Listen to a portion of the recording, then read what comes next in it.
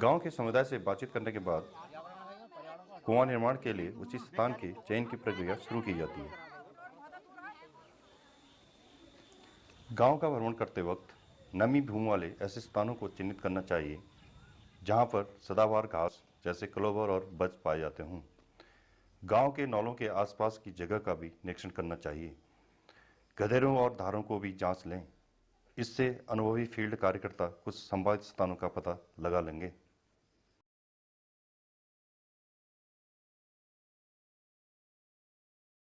चयनित कार्यस्थल पे 3 मीटर व्यास का एक गोला खींचकर एक छोटी सी पूजा के साथ खुदान का कार्य शुरू किया जाता है।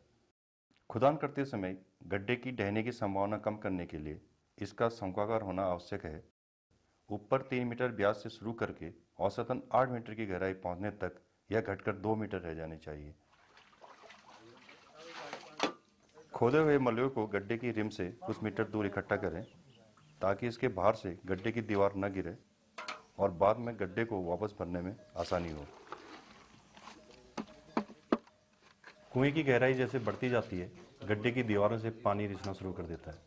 खुदान करते समय मलबे के साथ साथ एकत्रित पानी को भी बाहर करने का काम जारी रहता है। रोज सुबह खुदान करने से पहले रात भर में एकत्रित पानी को निकासी पंप द्वारा कुआं से बाहर करें। अधिक रिसाव की स्थिति में पानी को दिन में 2-3 बार भी निकालना पड़ सकता है। मिट्टी के तेल से चलने वाले जल निकासी पंप आसानी से उपलब्ध हैं। हल्के होने के नाते पहाड़ों में इन्हें आसानी से कार्यस्थल तक ले जा सकते हैं। जल कोशिकाओं से जब रिसाव शुरू होने लगे तब समय समय पर जल स्राव को नापा जाता है। रिसाव को एक बड़े पत्ते के ऊपर से होते हुए 1 लीटर के बर्तन में भरें। घड़ी की मदद से नोट करें कि 1 लीटर पानी कितने सेकंड में भरता है। अधिकतर खोदे गए गड्ढों में एक से ज़्यादा जल कोशिकाएं होती हैं। इसी तरह उनका भी रिसाव अलग अलग नाप लें। कुएं की कुल क्षमता पता लगाने के लिए प्रत्येक नापे के रिसाव को जोड़ें। जैसे कि रिसाव रेखा 1 से 40 सेकंड में 1 लीटर पानी मिला, रिसाव रेखा 2 से 35 सेकंड में 1 लीटर पानी मिला, रिसाव रेखा 3 से 45 सेकंड में 1 लीटर पानी मिला। इन रिसावों को जोड़ने पर हमें कुल 3 लीटर पानी 120 सेकंड में उपलब्ध हुआ। इससे पानी का रिसाव 1 मिनट में 1.5 लीटर निकलता है, यानी कि 2160 लीटर पानी हमें प्रतिदिन मिलेगा। जब जल के रिसाव से समुदाय के पानी की आवश्यकता पूरी हो जाए तब खुदान कार्य रोक दें। इस खुदान की प्रक्रिया में लगभग 20 से 30 दिन लगते हैं।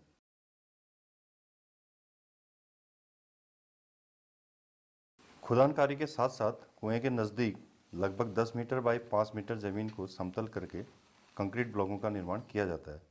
रिसावदार कुआं बनाने के लिए 2 तरह के कंक्रीट ब्लॉक इस्तेमाल होते हैं।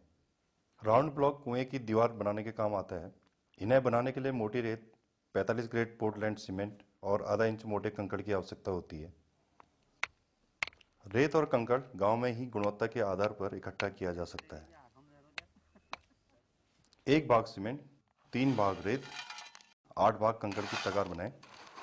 यही मात्रा रखना जरूरी है ताकि ब्लॉकों से पानी का रिसाव आसानी से हो। इस तगार को प्लास्टिक की सीट पर रखे एक विशेष सांचे में ढालकर राउंड ब्लॉक बनाते हैं।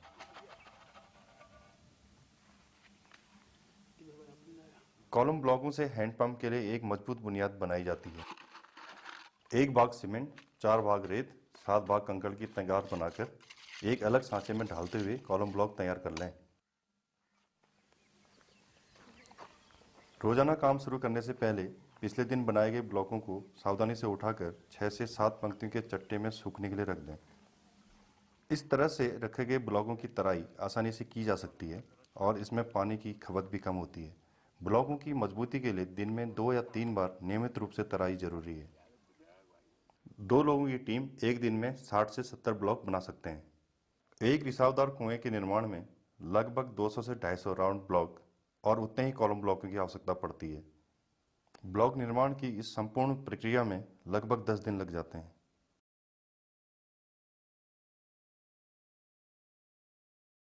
रिसावदार कुएं के ऊपर एक फेरो सीमेंट का ढक्कन लगाया जाता है। इसे बनाने के लिए मिट्टी का एक गोल सांचा इस प्रकार तैयार करें। सबसे पहले धुरी से 60 सेंटीमीटर नापकर मिट्टी में एक गोल आकार खींच लें। इसके बाद इस रेखा के अंदर 9.5 राउंड ब्लॉक का एक रद्दा रख दें। मलबा और मिट्टी से इस घेरे को इस तरह भरें ताकि जमीन से धुरी की ऊंचाई 25 सेंटीमीटर और किनारे की ऊंचाई 10 सेंटीमीटर हो जाए। इस सांचे की ऊपरी सतह अच्छी तरह से समतल बना लें ताकि ढक्कन मजबूत बने। एक 2 सूत सरिया के दोनों सिरों को 20 सेंटीमीटर ओवरलैप देते हुए गोलाई में लाकर रिंग बनाएं। इस प्रकार 4.2 मीटर सरिया के दो, 3.2 मीटर का एक, 2.2 मीटर का एक, 1.2 मीटर का एक और 60 सेंटीमीटर का एक, कुल 6 रिंग तैयार कर लें। इन्हें सांचे के ऊपर समान दूरी पर इस तरह रख दें। ढांचा बनाने के लिए दो 1.55 मीटर के सरिया इस तरह लगाकर रिंग के साथ बांध दें। अधिक मजबूती के लिए 80 सेंटीमीटर लंबे सरिये के 24 और टुकड़े इसमें जोड़ दें। अब इस ढांचे को उठाकर इसके सभी जोड़ों को कस दें। ढांचे के दोनों तरफ मुर्गी जाली अच्छी तरह फैलाकर बांध लें।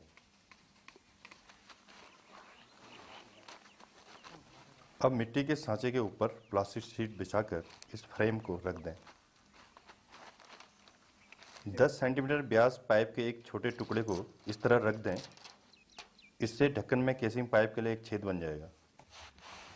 एक बैग सीमेंट और 2 बैग रेते का तगार बनाकर इसे फर्मे के ऊपर बराबर डाल दें।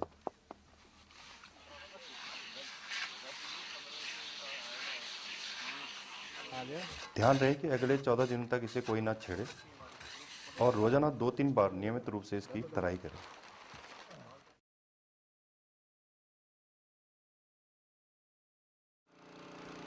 खुदान कार्य पूर्ण होने के बाद कुएं से पानी बाहर निकालकर गड्ढे के तल को दुर्मट से पीटकर समतल बना लें। ध्यान दें कि तल का व्यास 2 मीटर से कम न हो। कुएं का फर्श डालने के लिए 1 बैग सीमेंट, 2 बैग रेता, 4 बैग कंकड़ और 1 किलोग्राम कैल्शियम क्लोराइड का इस्तेमाल करते हैं। यदि कुएं के तल का व्यास 2 मीटर से अधिक हो गया हो तो यह मात्रा बढ़ भी सकती है।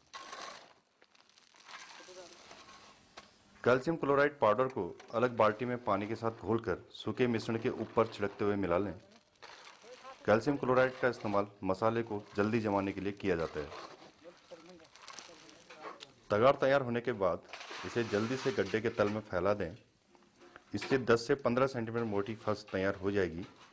फर्श डालते समय भी पानी के रिसाव को निकासी पंप या बाल्टी से निकालते रहें। फर्श डालने के तुरंत बाद राउंड ब्लॉकों से कुएं की दीवार का पहला रद्दा लगा दें। इससे जोड़ में मजबूती आती है। ब्लॉक लगाते समय 1.2 मीटर के अंदरूनी व्यास पर विशेष ध्यान दें। कुएं की फर्श पूरी तरह से सील करने के लिए ब्लॉकों के बाहर भी तगाड़ डाल दें ताकि भविष्य में मिट्टी के कण छनकर कुएं में न आ पाए। इसके बाद 12 घंटे तक इसे छोड़कर अच्छी तरह से सेट होने दें। अगले दिन जल निकासी के बाद चिनाई का कार्य चालू करें। चिनाई के लिए 1 भाग सीमेंट और 3 भाग रेते का मिश्रण तैयार कर लें। 1 बैग सीमेंट में 1 किलो कैल्शियम क्लोराइड के हिसाब से सही मात्रा में कैल्शियम क्लोराइड घोलकर इसमें मिला दें।